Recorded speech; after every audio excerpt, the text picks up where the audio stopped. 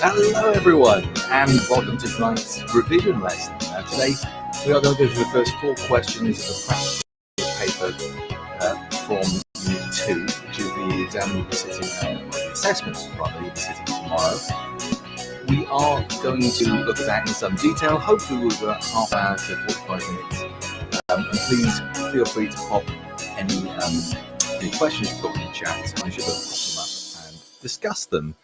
Please, if you are going to be pog emoting or whatever you want to call it, please, thank you. And as you can see here, some fantastic comments already popping up. Yes, thank you. We knew that would happen, didn't we? So as you remember, I can't tell you which paper we're going to have a look at. We are tomorrow, but we are going to have it today at 2017. So I think you can discount that one from the list of possibilities, despite being a good couple there. So let me just jump over to my other screen here. So on the left-hand side, we've got the exam paper. On the right-hand side, the mark scheme. I'm going to stop, I'm going to go through it, and I'm going to show you how I would go about answering each one. But the most important thing you have to remember is this will be done entirely. This will be done entirely through answer documents. So what that would mean in a normal assessment situation is you could do it if you would. In terms of hours, we'll be doing it on Google Docs in a format we've designed. Now, the most important thing about tomorrow is that at the end of the session, you must click submit on that file, so it locks it, and no changes can be made after that point. And that just means that we don't accidentally get a timestamp. Just to be perfectly clear, we're having a lot of pog emotion. Yes, I can turn down the music. Thank you for that. Sorry. There we go. I've got the music muted when I'm talking, which is why it was still going on. So there we go. Yeah. Apologies for the music. Right. So hopefully we're better now. So I started leaving the music unmuted. So 2017, hopefully you remember this from when we did it in class, but the theme was Pete's Plumbers. And they always tend to be something themed like this. And you remember me saying that this is generally the joke between teachers. That's what the chief examiner was doing that year. So this year in particular, he was probably having something done with his plumbing. I really don't know what that comment's about. I just thought I'd pop it up.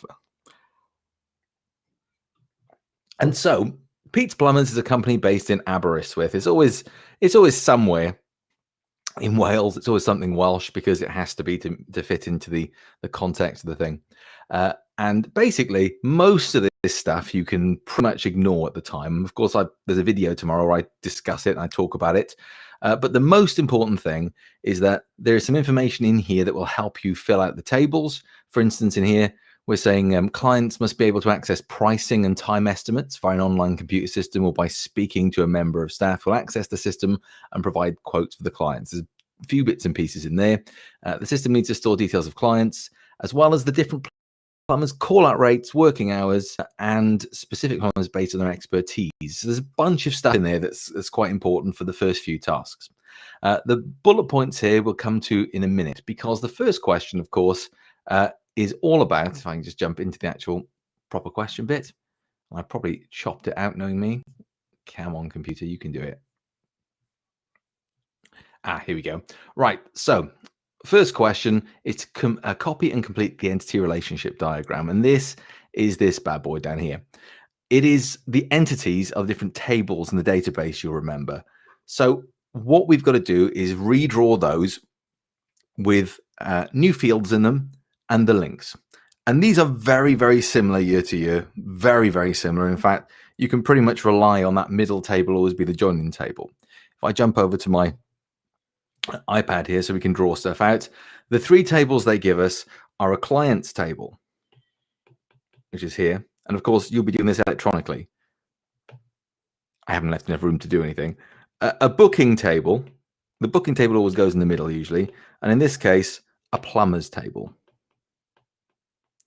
Now, we've already been given key fields. And if you're not given key fields, the easy way to design them is just to take the name of the table and add ID.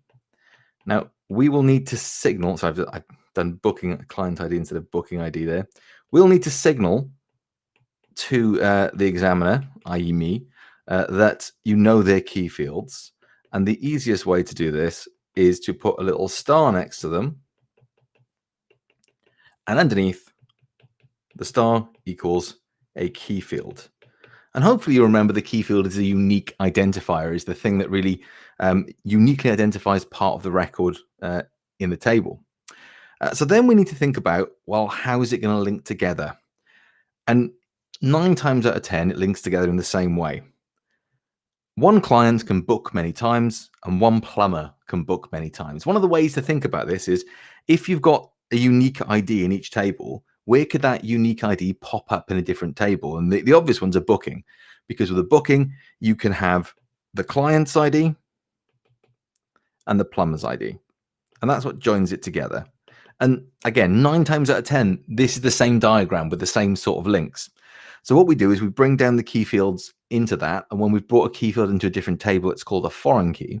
And then we need to add the links. And the links are reasonably straightforward. We have, I'm going to change my color for this one so it stands out. You don't have to do that, of course. Same color lines will be fine.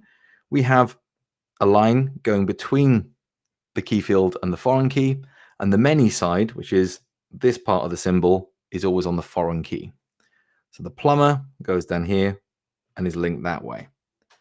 So what I've said here is that the way the database is going to work is we're going to have unique fields, client ID, booking ID, and plumber ID.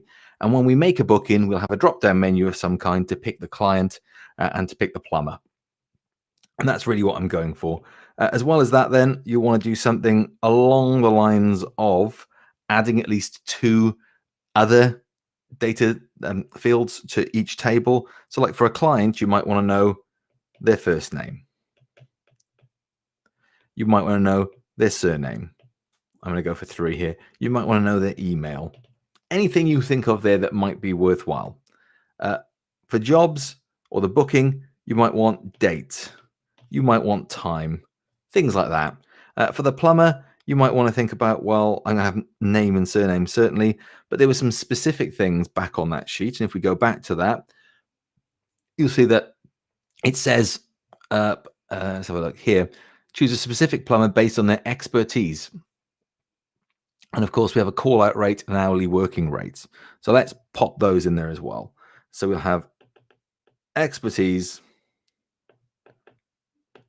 call out rate, and hourly rate. Now there's mine. That's what I would finish off with that question. And that's going to help me with the second part as well. But let's go and have a quick look at the mark scheme and see where the marks come from in that.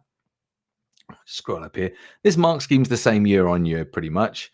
But you'll see here that there are 6 marks available, 1 for the correct relationship links. And you'll see straight away that we are dealing with the relationships that we talked about there. 1 client to many, 1 plumber ID to many. And again, as I say, almost the same year for year. You're just changing in the names of the tables.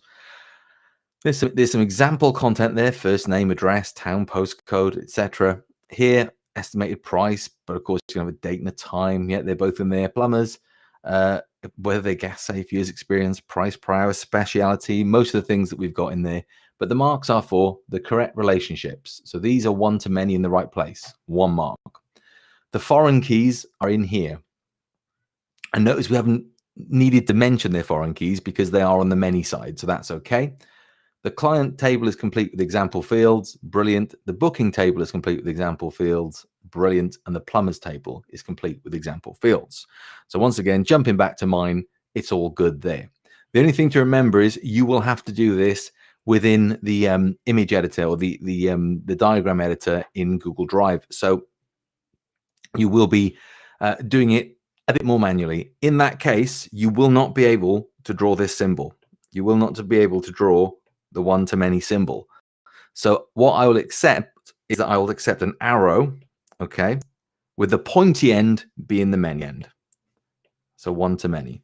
So I do have a question here, which I'll just pop up. And the question is, how many example fields should we put per table? I'm happy to have a minimum of 2 per table. And that's because a minimum of 2 is required for the next question. But 2 to 3, just to show that you've got a flavor for it, will be absolutely fine with that. So about 2 to 3 example fields aside from the key fields and the foreign keys per table. I've got another question here. Can we not do it on paper?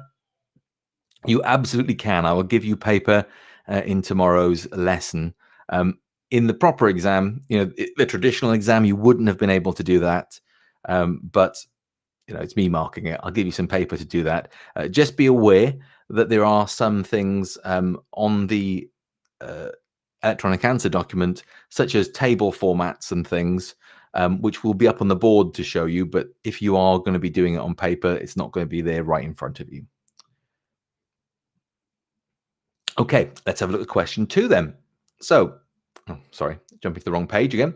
Question 2, draw 2 data structure tables that will allow Pete's Plumbers to store clients and plumbers' details. So the data structure tables, hopefully you'll remember, are a very specific format. They're going to look a very certain way. And what I'm going to do very quickly is, if I can, I'm trying to do this on my other screen in a minute, so it doesn't pop up and show you everything. He says, not having shown the actual piece of work there. So sorry, there's question 2 for you. There we go. Draw 2 data structure tables that will allow Pete's Plumbers to store clients and plumber details. So what they do is they say, right, 2 of these tables, I want you to go a step further now and design them properly. And I'm just trying to find an image of the format for you, because I have designed that. I'm very quickly going to crop out the question, because it is part of what I'm going to show you tomorrow, if it ever loads. Will it load? Who knows? Let me just check the chat while I'm waiting for my computer to do anything. Go on, computer, you can do it, my friend. You can do it. I don't think it's going to do it. What we'll do, we'll scroll down very quickly to the top of the next part of the mark scheme, and hopefully we'll be able to see that there. And if I can do that without giving away the next part of the mark scheme, that would be fantastic. There we go. So I'll just sort of do that, and hopefully you can see that. I'm right on top of it. Let me move myself over there. On the bottom right-hand side of the screen, they are the headings for the table that you'll have to draw. What I've done for you for tomorrow is I've given the table headings in the electronic answer document for you, so you don't have to write those out and fiddle with table design. And I did have this comment. I can't, and especially when it was being recorded. Sorry, guys. I can't accidentally show you. But you need those headings down. So let's have a think about what that can be. We need to do it for, I believe it was for the clients and details. So let me jump over to my iPad and we'll try and do that there. Now, again, remember, you've just done this. So the client plumbers details are already there. So what we need is we need our table with our headings and our field name. Whether it's a key field or not, the data type, the field length, and that's how many characters it would be, and that's only for text, and then validation. Now, if we pop back to the mark scheme a minute, because the mark scheme here is useless without the actual example, you'll see I need to have at least 2 field names aside from what's in there. So that's why I said to do those 2 other field names above. There needs to be at least 2 data types, 2 different data types. There needs to be at least 2 key fields. Well, of course, there would be. There are 2 tables. There need to be at least 2 good field lengths. And we need to have 2 different types of validation. You need to give me the proper terms for those: range, format, presence, and length. You remember, range was when something is between 2 numbers. Format is it's in a certain order, letters and numbers. Presence is whether it's there or not. Length is how many characters there are. And you remember the other one is lookup, where it's part of a list that exists already. So let's get to designing that. If we start off with the clients table, we've already said we want a client ID, first name, surname, and an email. So let's stick those in. Client ID, first name, surname, email. Now, we need to say which one's the key field. This is it. Done. Data types, that one's going to be an auto number, so we can forget about that. First name, string, surname, string, email, string. Now, again, we've got 2 data types here, so that's enough for this table. But unfortunately, you probably want to try and put a bit more variety in the next table. There's only 2 in here. We probably want to get an int into the next table if we can, or something like that. The length is not necessary on a number, but it is necessary in any strings. So you say, well, how big could a first name be? And I'm a big nerd, so I'm going to go 128 characters because it's a binary number. Same for a surname.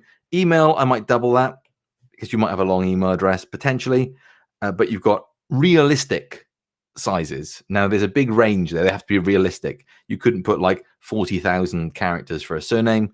As long as they're within realistic bounds, you'll be all right. Now validation.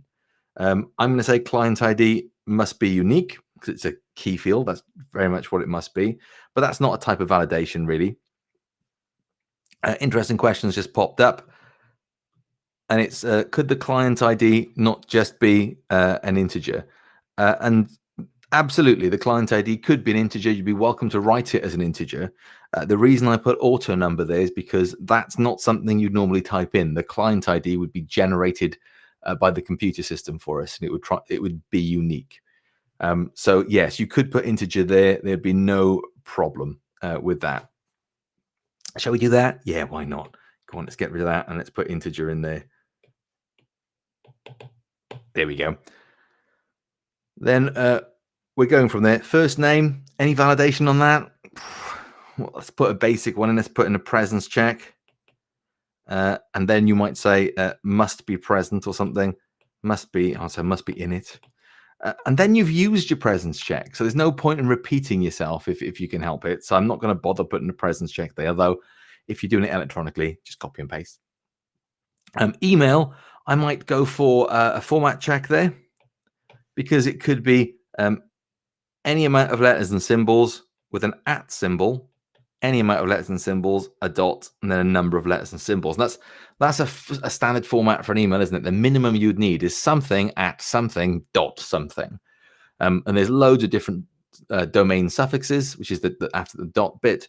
But the minimum you need is something @ something dot something. So you can see there I've already got 3 different kinds of validation on that page, which means I've already ticked the boxes for that.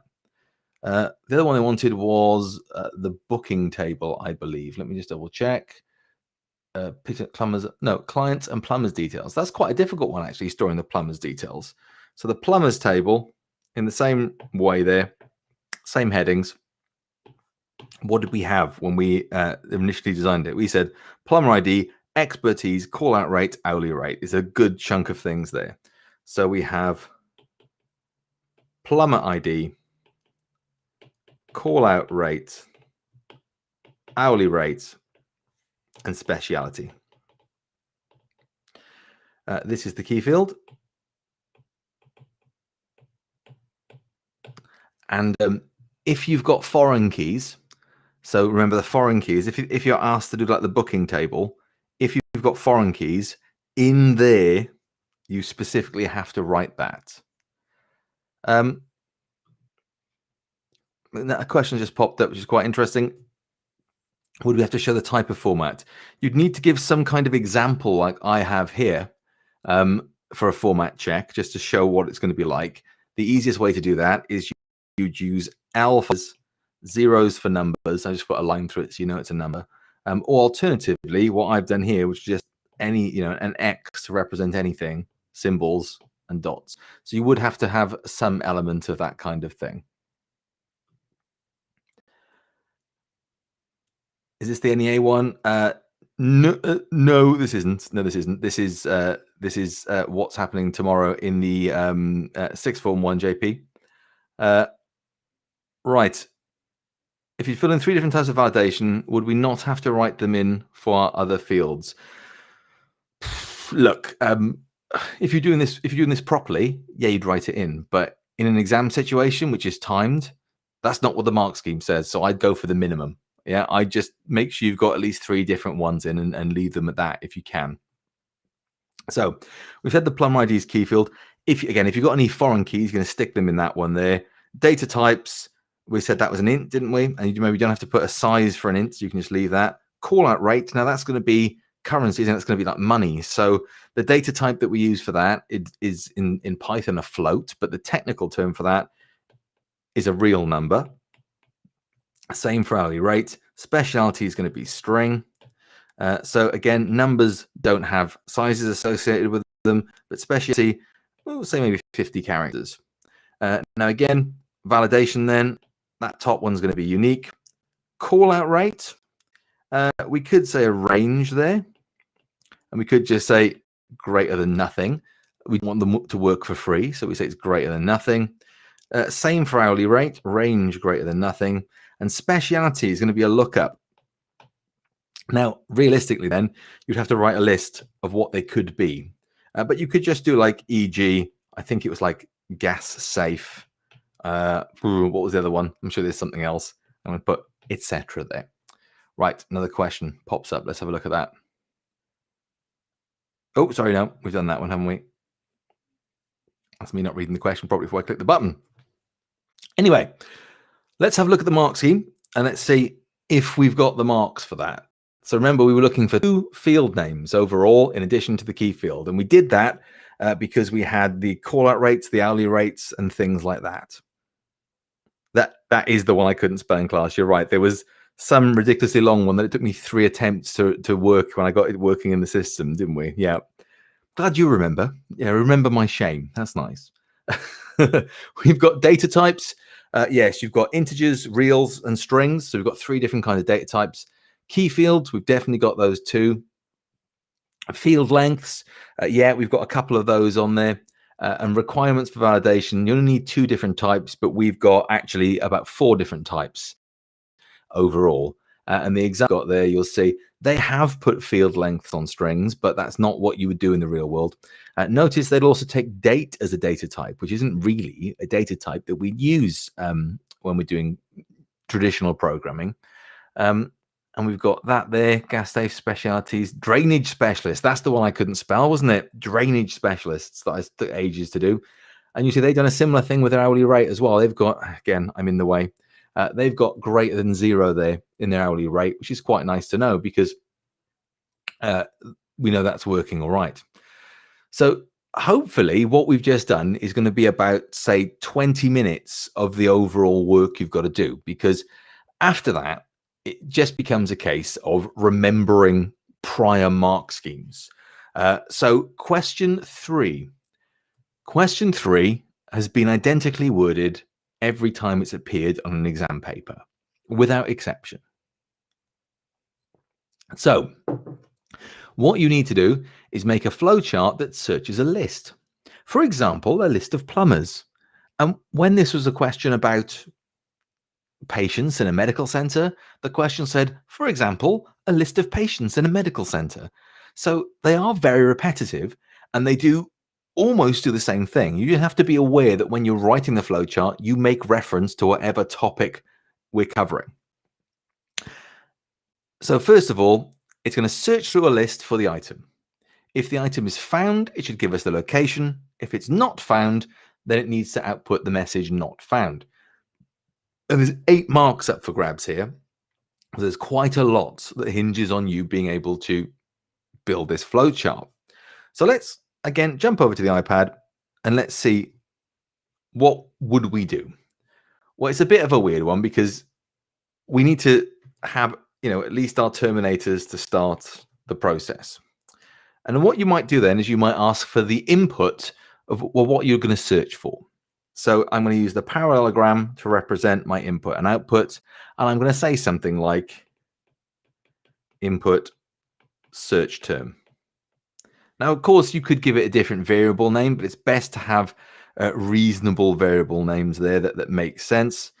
I've got another question popping up here, which is, for the flowchart, do we need to do the different shapes? You do, but luckily the built-in function in Word gives you all the shapes. So again, if you're doing it on paper, you need to draw them out.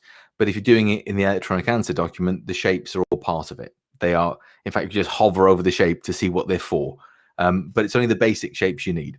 So our input is a parallelogram. You need to get that right. And I'm asking for the search term. Okay. Then I'm going to do something like I'm going to initialize a variable for my counting. So that's just a square box for a process. And so let's initialize our counting variable as x. And then let's go into a decision. And the decision is going to be simple, like, have we got to the end of the list? Okay, well, if we have,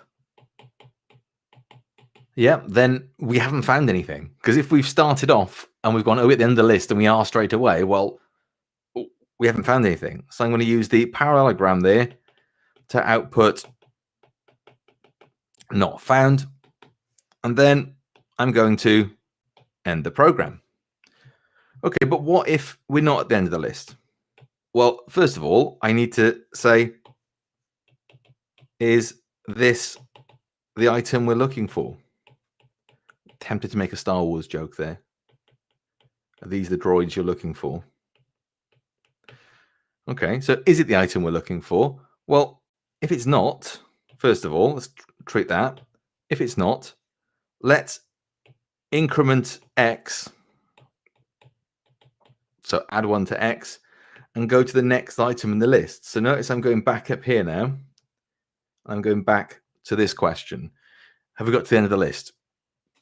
So far I've got a way of identifying the end of the list and saying, well, I haven't found it then. I've got a way of saying, well, this isn't the item I'm looking for, but what if it is the item I'm looking for? What if we get a yes? Well, I'm just going to output the location. And that's why I was doing the x. That's why I was doing the counting variable, because we need to find out where it was. So I'm going to output x. And then I'm going to join it up to that end, because we're going to end the program. Now, you might be thinking, what's the point of that? It seems a bit faffy. It is a bit faffy. It's doing it in a very certain and specific way to make sure you can get the marks. I'm just going to jump back to my computer and have a look at the mark scheme. Can you see there? It's broadly the same. They've used slightly different symbols here. Doesn't make a difference. The parallelogram is input and output, so you can use it for both. And you'll see they've got a start. They've taken in a search term. They've initialized x. Slightly differently phrased questions to me. Has the end of the list been reached? More or less, I said that, but the output's the same. This is a more technical way of saying, is this the thing we're looking for? Does the list of x equals s, the search term? If it's yes, we output x and end, and if it's not, we increment as well. And I notice they've got the full code for increment, x equals x plus 1, whereas I did the Python, I love this word, the Pythonic version, which is x plus equals 1 to automatically add 1 to it. Doesn't matter either way. And the reason it doesn't matter either way is because of that big heading at the top, indicative content. That means it could look like that, but actually the marks are for these things. Therefore, initializing your variable, so the x equals 0 bit at the beginning. Therefore, the correct symbols. So again, to follow up on a question we had earlier, we do need the correct symbols in the right places there. Correct decision, making sure that it matches the item in the list. A good use of a loop, incrementing the counter here at the bottom. Correct use of a terminating condition, so making sure you check for the end of the list. Correct output location, so outputting x and outputting not found. And there's a lot of easy marks in there. Finding the search term, initializing the variables, outputting both options, and incrementing. I think they're very easy marks. It's the questions and the decisions that are difficult to remember. But as I say, the thing I've been going on about for years with this question is every time you see that question, it is word for word the same, with the exception of what the example of the list is. If you went and memorized this flowchart on any given exam, you'd be able to get full marks on that question.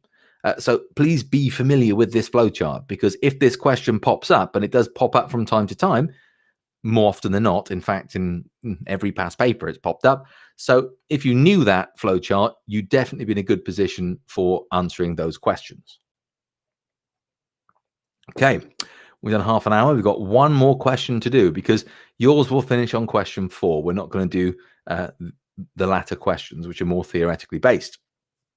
Question 4. Select and fully justify your proposed method of solution for the 3 main requirements listed in this scenario.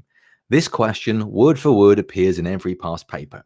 The mark scheme appears exactly the same in every past paper. And I will happily show you the mark scheme, and I'll happily show you the mark scheme tomorrow live during the lesson, because the mark scheme, just copying it down, would give you no marks. What you have to do is discuss each of those bullet points and tell me what you would do for this particular scenario. And remember, this is Pete's Plumbers.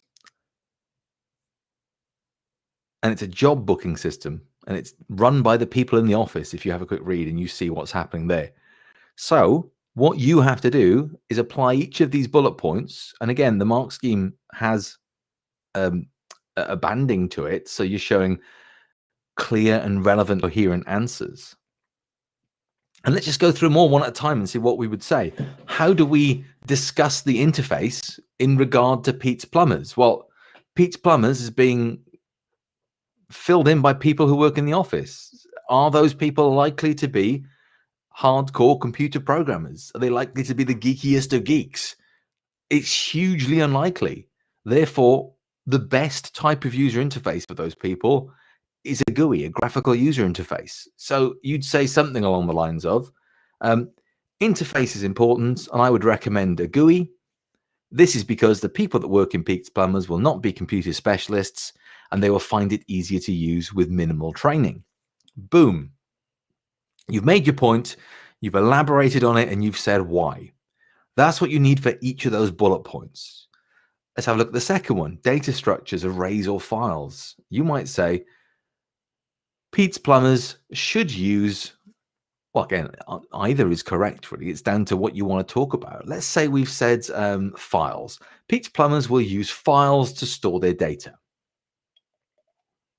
Well, what's different about them? Why are they different? Arrays are going to be stored in the computer's RAM. When the power is turned off or the program is turned off, you will lose the data in those arrays. Whereas with a file, it is saved on the secondary storage and the data is there. So I could say, Pete's Plumbers should use files for their data structures, comma. This will allow the data to persist when the power is turned off, unlike arrays which wouldn't. Boom, we're done. Second bunch of marks there, simply added to it. Third point, file handling, serial or random. And you remember this is basically saying when we add a new record, do we put them in some sort of order, date order maybe, or do we just put them in randomly? Do we put them in to be sorted in a different way? And I would say that with booking jobs are very date driven, that maybe serially is fine. Putting them in the order they arrive in is fine because you're going to work through them there. And if they came in 6 months ago, the chances of you needing to access them are extremely low. So you'd be quicker access them in a serial way. You'd say something like, I suggest that Pete's Plumbers use serial file handling because the jobs are chronological and it would be easier to access the more recent jobs as they'd be toward the end of the list. All this is very, very straightforward, but is very, very wordy.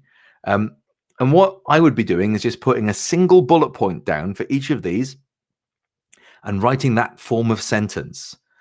I think they should use this for this because, and then a full sentence explaining yourself. You're making sure to get a coherent argument for each of them. Validation. Now, you've already covered validation. Everyone should easily be able to get the validation marks. I think they should use, and then you can go back to your table, can't you? You can say, I think they should use lookup validation for the specialism because we don't want people saying they're like, I don't know, a specialist in having a sleep or something, and then that appears on our internal database. So you discuss the validation you want to use and why that's appropriate. So lookup check is appropriate for checking that whatever we say is an agreed upon specialism, something that actually exists. Local and global variables. Again, the difference here is that local variables is what we're using subroutines, and that allows us to keep variable names free and refresh them as we go.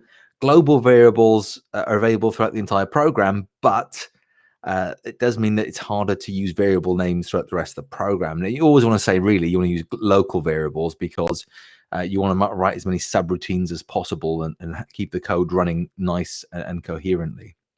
Finally, ability to handle data types. So you know which data types you want to handle. They're in the table you've just designed. So you'd be saying things like, oh, I need to handle strings and integers really well because they're the two main data types that I'm taking in. In fact, our system, the one we designed, I jump back to my iPad just for a minute and we have a look at it. What data values have we got there, really? We've mainly got integers, strings, and real numbers. So one of the things that we'd probably want to say is we want to say that actually I need to deal with those strings and real numbers and integers really, really well, because they're going to be the majority of the things I'd be typing in. And so you probably have boxes that were set up to store those values. But what about dates and things? That would be a nice thing to talk about there. How does a GUI use a date? You press a button, a little calendar comes up. It's not just you typing in day/month/year. It's just a nicer way to pick those details up. Now you do have access to the vast majority of these past papers. And if you have a look at any of the past papers, there's a massive similarity to those first 4 questions. In fact, the first 4 questions, wording wise, are broadly identical year to year. The thing that changes is scenario. And that's really what I want you guys to focus on, is apply what we've talked about tonight and what we talked about previously to that scenario in tomorrow's lesson. You will have 40 minutes. It is a walking, talking mock format. So it is very much me recording me saying I'm introducing the question, I'm talking about it, and then I'm giving you about a minute a mark for each question. You're welcome to go ahead of that, of course. You're welcome to go behind it. Use it at your own pace, approach it at your own pace. But if you look at the first 4 questions, what have we got? We've got like roughly around 30 marks, which translates to roughly around 30 minutes.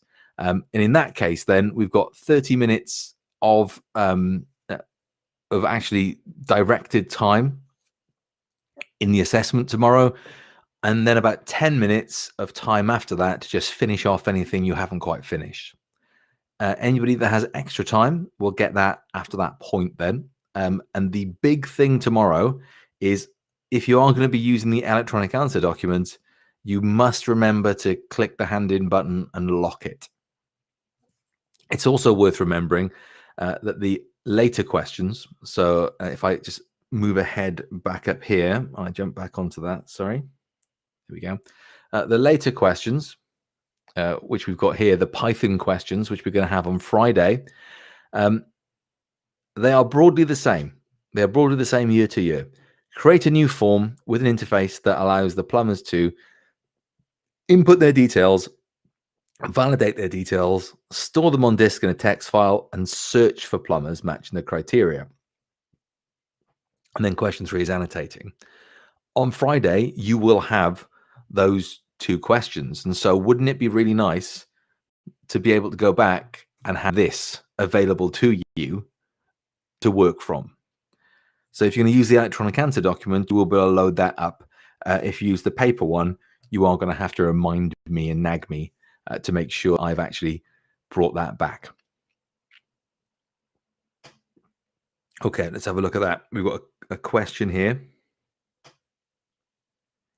Okay, there's no URL with that one, though. I'm sorry. So if you want to email me with that, I can have a look at that paper for that website for revision. But honestly, the most efficient way to do revision for this stuff is to just go through those past papers. You've seen the mark scheme are very, very, very similar. Here's another question. Can we use age as one of the questions in the client table instead of date of birth? There's, aside from the fact that every fiber in my being is disgusted by that question, because you never normally would. In a computer system, you never normally ask age. You'll always ask date of birth because you can calculate it. I can understand completely why you might want to, because there's an obvious range check. It's obviously going to be an integer. There's key things you can get marks for. So I'm going to say yes. They haven't in the mark scheme specifically said no to that. So go for it. Why not? Okay. Well, that's me done with that revision session tonight. 43 minutes is not bad. We've had fewer pogging emojis than I thought we would. and now the chat is just being absolutely spammed. Thank you, with beautiful reactions. So thanks very much. Thanks very much for that, guys. I can say it was much more of a sober conversation than I was expecting, but thank you very much indeed for tuning in. Sorry, of course, that they aren't at an earlier time, but as you know, the school blocks anything that's even remotely fun. So thanks very much, guys, and I shall see you all tomorrow. Come in, be ready, and give it a good crack. Okay? All right. Toodaloo then. Bye.